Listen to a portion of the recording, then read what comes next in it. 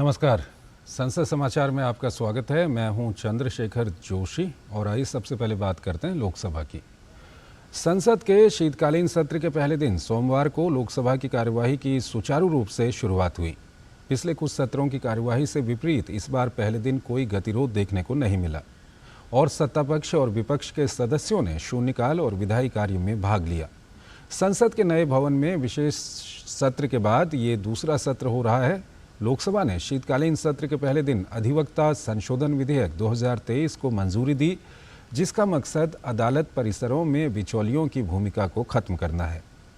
सरकार ने भारतीय विधिज्ञ परिषद BCI के परामर्श से लीगल प्रैक्टिशनर्स एक्ट 1879 को निरस्त करने और अधिवक्ता अधिनियम 1961 में संशोधन करने का निर्णय लिया है।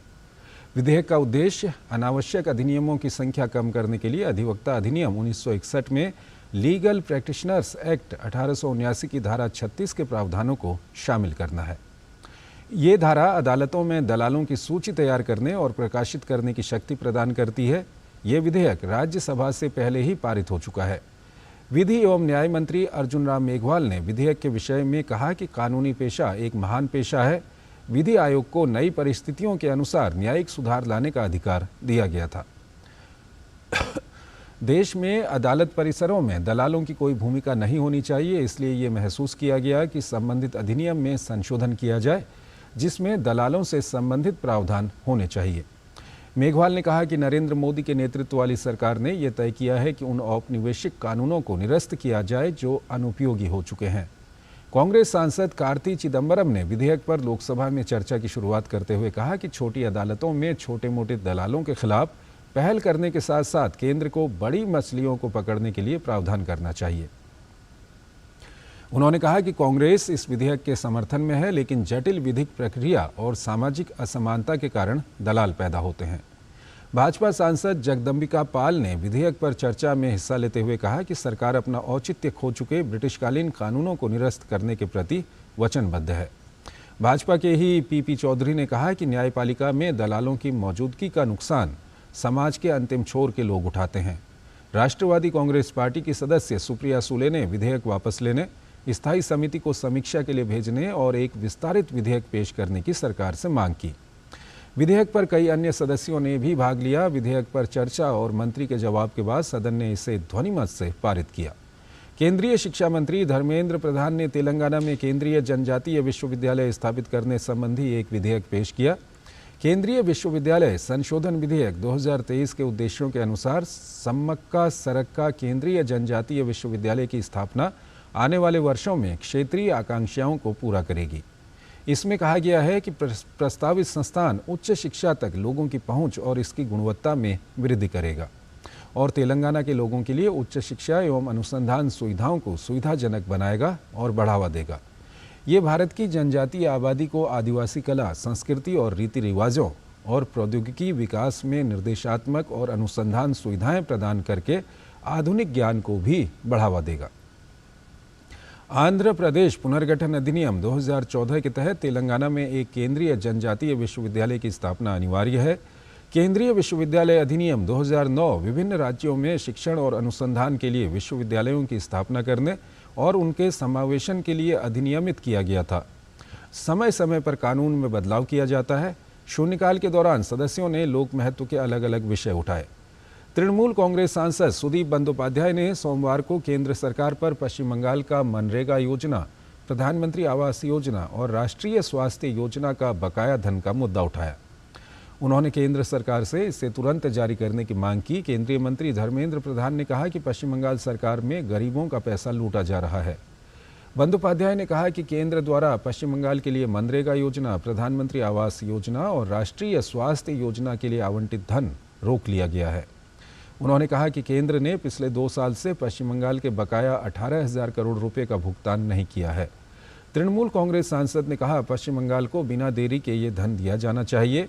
हम प्रधानमंत्री तक अपनी बात पहुंचाना चाहते हैं। इस पर केंद्रीय शिक्षा मंत्री धर्मेंद्र प्रधान ने कहा कि तृणमूल कांग्रेस सांसद का ये दावा तथ्यात्मक रूप से सही नहीं है। उन्होंने कहा कि पश्चिम बंगाल सरकार भारत सरकार की ओर से दिया जाने वाला राज्य के गरीबों का पैसा लेकर उसका दुरुपयोग करती है। प्रधान का कहना था कि पश्चिम बंगाल में प्रधानमंत्री पोषण योजना में 4,000 करोड़ के दुरुपयोग का आरोप लगाते हुए उन्होंने कहा कि केंद्र सरकार ने इसकी जांच केंद्रीय अन्वेषण ब्यूरो सीबीआई को सौंपी है और सच सामने आ जाएगा। इस पर तृणमूल कांग्रेस के कुछ सदस्यों को मंत्री की बात का विरोध करते हुए सुना गया। लोकसभा में कांग्रेस के नेता अधीर रंजन चौधरी ने भारत के उन पूर्व नौसेना अधिकारियों को रिहा कराने के लिए हर संभव प्रयास करने की केंद्र सरकार से अपील की, जिन्हें कतर में जासूसी के आरोप में फांसी की सजा सुनाई गई है। चौधरी ने इन पूर्व नौसेना अधिकारियों के परिजनों के हवाले से केंद्र सरकार से मांग की कि वो कतर के साथ राजनयिक स्तर पर हर संभव एवं सकारात्मक प्रयास करके उन भारतीयों को रिहा कराने का प्रयास करें। उन्होंने कहा कि इस घटना से पूर्व अधिकारियों के परिजन काफ़ी परेशान हैं और सरकार को उन्हें रिहा कराने में कोई कोर कसर नहीं छोड़नी चाहिए। कांग्रेस सांसद के सुरेश ने केंद्र सरकार से आग्रह किया कि कृषि विज्ञानी MS स्वामीनाथन को मरणोपरांत भारत रत्न से सम्मानित किया जाए। महाराष्ट्र और पंजाब के किसानों का कर्ज माफ करने की मांग सोमवार को लोकसभा में उठाई गई। सदन में शून्यकाल के दौरान राष्ट्रवादी कांग्रेस पार्टी की सुप्रिया सूले और कांग्रेस के जसबीर सिंह गिल ने महाराष्ट्र और पंजाब के किसानों की दयनीय स्थिति का मुद्दा उठाया और कर्ज माफी की मांग केंद्र से की। सूले ने कहा कि जलवायु परिवर्तन की मार के कारण कहीं अल्पवृष्टि हुई है तो कहीं ज़रूरत से अधिक बारिश, कहीं ओले पड़े हैं तो कहीं सूखे से किसान परेशान हैं। कांग्रेस सदस्य गिल ने किसानों से बैंकों द्वारा ऋण पर भारी भरकम ब्याज लिए जाने का मामला उठाया। उन्होंने कहा कि उद्योगपतियों के कारोबार ऋण या आवास अथवा वाहन ऋण की दर की तुलना में किसानों को ट्रैक्टर या अन्य कृषि उपकरणों के लिए दिए जाने वाले कर्ज पर ब्याज दर काफ़ी अधिक होता है। एक छोटा सा ब्रेक लेते हैं। ब्रेक के बाद हम आपको राज्यसभा की खबरें दिखाएंगे।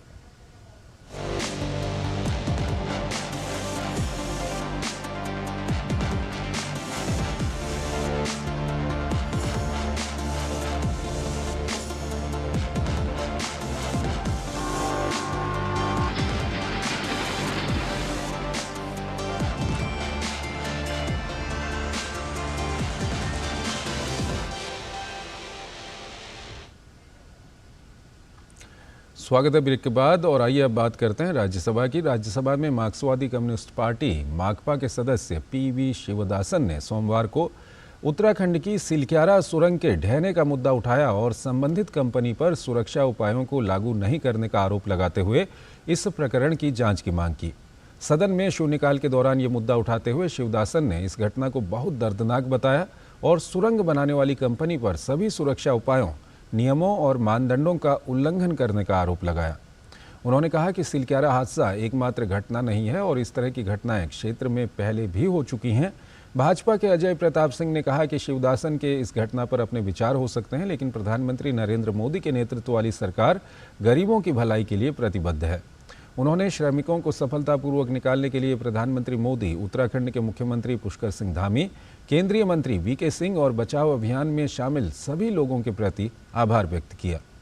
इस बीच आम आदमी पार्टी के संत बलबीर सिंह ने वायु प्रदूषण का मुद्दा उठाया। उन्होंने कहा कि वायु प्रदूषण के कारण हर साल करीब 21 लाख मौतें होती हैं। सिंह ने कहा कि दिल्ली में एक दिन में केवल 1 दिन, मुंबई में 5 दिन और चेन्नई में 15 दिन हवा साफ रही। उन्होंने कहा कि पंजाब का कोई भी किसान पराली नहीं जलाना चाहता है। उन्होंने केंद्र से किसानों को वित्तीय सहायता देने का आग्रह किया ताकि उन्हें नई बुआई से पहले खेत की सफाई के लिए अपनी फसल ना जलानी पड़े। इससे पहले राज्यसभा के सभापति जगदीप धनखड़ ने उच्च सदन के उपाध्यक्षों के नए पैनल की घोषणा की। धनखड़ ने संसद के शीतकालीन सत्र के पहले दिन सदन में इसकी घोषणा की। उन्होंने कहा कि उच्च सदन के उपाध्यक्षों के पैनल का पुनर्गठन किया गया है, जो 4 दिसंबर 2023 से प्रभावी होगा। पुनर्गठित पैनल में कांग्रेस की फूलो देवी नेताम, भारतीय जनता पार्टी की S फोंगनान और दर्शना सिंह, मनोनीत सोनल मान सिंह, बीजू जनता दल के सस्मित पात्रा, YRS कांग्रेस के V विजयसाई रेड्डी, तृणमूल कांग्रेस के सुखेंदु शेखर रॉय, निर्दलीय कार्तिकेय शर्मा शामिल हैं। इससे पहले सुबह उच्च सदन की बैठक शुरू होने पर राज्यसभा ने अपने पूर्व सदस्यों ललित भाई मेहता, बसंती शर्मा, MS स्वामीनाथन, MS गिल और DV चंद्रेगौड़ा को श्रद्धांजलि दी। सभापति धनखड़ ने इन पूर्व सदस्यों का पिछले दिनों निधन हो जाने का जिक्र किया और सदस्यों ने दिवंगत पूर्व सदस्यों के सम्मान में कुछ क्षणों का मौन रखा। राज्यसभा में सोमवार को आम आदमी पार्टी सदस्य राघव चड्ढा का निलंबन समाप्त करते हुए उन्हें सदन की कार्यवाही में भाग लेने की अनुमति दे दी गई। चड्ढा को मानसून सत्र में 11 अगस्त को अनिश्चितकाल के लिए निलंबित कर दिया गया था। शीतकालीन सत्र के पहले दिन भोजनावकाश के बाद दोपहर 2 बजे उच्च सदन की बैठक शुरू होने पर सभापति जगदीप धनखड़ ने मार्क्सवादी कम्युनिस्ट पार्टी के इलामरम करीम से विशेषाधिकार समिति की रिपोर्ट पेश करने को कहा। करीम ने समिति की 75वीं रिपोर्ट पेश करते हुए कहा कि विशेषाधिकार समिति ने एक सदस्य के विरुद्ध मीडिया को जानबूझकर गलत एवं गुमराह करने वाली सूचना कथित रूप से लीक करने, समिति की कार्यवाही को गलत तरीके से पेश करने और आसन के अधिकारों को चुनौती देने और प्रस्तावित प्रवर समिति में सदस्यों की सहमति लिए बिना उनके नाम शामिल करने के प्रश्न पर विचार किया। इसके बाद सभापति धनखड़ ने कहा कि विशेषाधिकार समिति ने गहराई और सुविचारित ढंग से इस मामले पर गौर करके सदस्य राघव चड्ढा को दोनों आरोपों में दोषी पाया। सभापति ने समिति की रिपोर्ट का हवाला देते हुए कहा कि 11 अगस्त 2023 से अब तक सदस्य का सदन से निलंबित रहना पर्याप्त सजा है, जो न्याय के उद्देश्य को पूरा करता है। उन्होंने रिपोर्ट का हवाला देते हुए ये उम्मीद जताई कि आम आदमी पार्टी के सदस्य राघव चड्ढा आत्मावलोकन करेंगे और भविष्य में सदन की गरिमा और परंपरा के अनुरूप आचरण करेंगे। इसके बाद भाजपा के जीविल नरसिम्हा राव ने एक प्रस्ताव पेश किया जिसमें कहा गया था कि चड्ढा के निलंबन को समाप्त किया जाए। इसके बाद सदन ने ध्वनिमत से इस प्रस्ताव को पारित कर दिया और सभापति ने आप सदस्य को सदन की कार्यवाही में भाग लेने की अनुमति दे दी। राज्यसभा ने सोमवार को देश में डाकघर से संबंधित कानून को समेकित और संशोधित करने के उद्देश्य से लाए गए डाकघर विधेयक 2023 को ध्वनिमत से मंजूरी दे दी। विधेयक के उद्देश्य एवं कारण में कहा गया है कि इसका उद्देश्य भारतीय डाकघर अधिनियम 1898 को निरस्त करना और भारत में डाकघर से संबंधित कानून को समेकित और संशोधित करना और उससे जुड़े या उसके प्रासंगिक मामलों का प्रावधान करना है। इसमें कहा गया है कि भारतीय डाकघर कानून 1898 भारत में डाकघर के कामकाज को संचालित करने की दृष्टि से 1898 में अधिनियमित किया गया था। ये कानून मुख्यतया डाकघर के जरिए प्रदान की जाने वाली मेल सेवाओं से संबंधित है। विधेयक पर हुई चर्चा का जवाब देते हुए केंद्रीय दूरसंचार मंत्री अश्विनी वैष्णव ने डाक सेवाओं के निजीकरण संबंधी विपक्षी सदस्यों की आशंकाओं को खारिज करते हुए कहा, ये सवाल ही नहीं उठता। डाक सेवाओं के निजीकरण का ना तो विधेयक में कोई प्रावधान है, ना ही सरकार की ऐसी कोई मंशा है। उन्होंने बताया कि इस कानून के जरिए कई प्रक्रियाओं को सरल बनाया गया है और सुरक्षा संबंधी उपाय भी किए गए हैं। उन्होंने कहा इससे प्रक्रियाएं पारदर्शी होंगी, सदस्यों को चिंता करने की ज़रूरत नहीं है। उन्होंने कहा कि इस विधेयक का मकसद डाक सेवाओं को विस्तार देना है। आज डाक सेवा बैंकिंग सेवाओं की तरह काम कर रही है। करीब 26 करोड़ खाते हैं और 17 लाख करोड़ रुपये जमा हैं। साधारण परिवारों के लिए पैसे बचाने का ये एक जरिया भी है। सुकन्या समृद्धि योजना के तहत 3 करोड़ खाते हैं और इनमें 1.41 करोड़ रुपए के करीब जमा है। उन्होंने कहा कि डाकघरों को व्यवहारिक रूप से एक बैंक में तब्दील किया गया है। उन्होंने कहा कि डाकघरों के विस्तार को देखें तो 2004 से 2014 के बीच 660 डाकघर बंद किए गए। वहीं 2014 से 2023 के बीच में करीब 5000 नए डाकघर खोले गए और करीब 5746 डाकघर खुलने की प्रक्रिया में है। दूरसंचार मंत्री ने कहा कि 1,60,000 डाकघरों को कोर बैंकिंग और डिजिटल बैंकिंग से जोड़ा गया है। दूरसंचार मंत्री अश्विनी वैष्णव ने कहा कि सरकार ने प्रासंगिकता खो रहे डाकघरों का पुनरुद्धार करते हुए इन्हें सेवा प्रदान करने वाला संस्थान बनाने और इन्हें बैंकों में तब्दील करने के लिए पिछले 9 साल में कई प्रयास किए हैं। उन्होंने कहा कि ये विधेयक 125 साल पुराने डाकघर कानून में संशोधन करने के लिए लाया गया है। उन्होंने कहा कि देश भर में डाकघर और डाकिया ऐसे संस्थान हैं जिन पर देश और जन जन का काफ़ी विश्वास है। विधेयक पर हुई चर्चा में कांग्रेस के शक्ति सिंह गोहिल, भाजपा के लक्ष्मीकांत वाजपेयी, कविता पाटीदार, घनश्याम तिवारी, लहर सिंह सिरोया, डॉक्टर अनिल सुखदेव राम बोंडे, मिथिलेश कुमार और रामजी भाई हरजी भाई मोकारिया, संचार राज्य मंत्री देवू सिंह चौहान, तृणमूल कांग्रेस के सुखेंदु शेखर रॉय, आम आदमी पार्टी के राघव चड्ढा और संजीव कुमार, बीजू जनता दल के निरंजन विशी, वाईएसआर कांग्रेस पार्टी के अयोध्या रामी रेड्डी, वी विजयसाई रेड्डी, माकपा के ए रहीम, तेलुगु देशम पार्टी के कनक मेदला रविंद्र कुमार, राष्ट्रवादी कांग्रेस पार्टी की डॉक्टर फौजिया खान, IUML के अब्दुल वहाब, भाकपा के संतोष कुमार, शिवसेना की प्रियंका चतुर्वेदी और भाकपा के डॉक्टर अनिल अग्रवाल ने हिस्सा लिया।